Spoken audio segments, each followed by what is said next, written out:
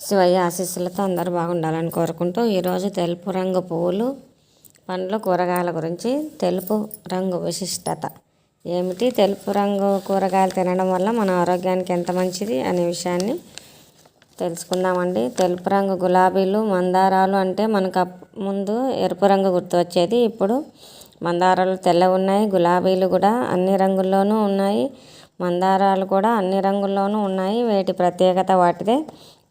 మల్లెలు, జాజులు ధవల వర్ణంతో సుగంధాలు వెదజల్లుతూ ఉంటాయి. ఎప్పుడు గులాబీలు పెట్టుకోలేము కదండి, సీజన్ను బట్టి ఏ సీజన్లో వచ్చే పువ్వులు ఆ సీజన్లో దేవుడికి పెడతాము, మనము పెట్టుకుంటూ ఉంటాము.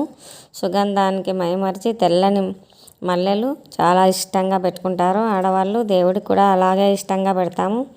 రంగురంగుల కూరగాయలు, పండ్లే కాదు తెల్లటి పండ్లు, కూరగాయలు చాలా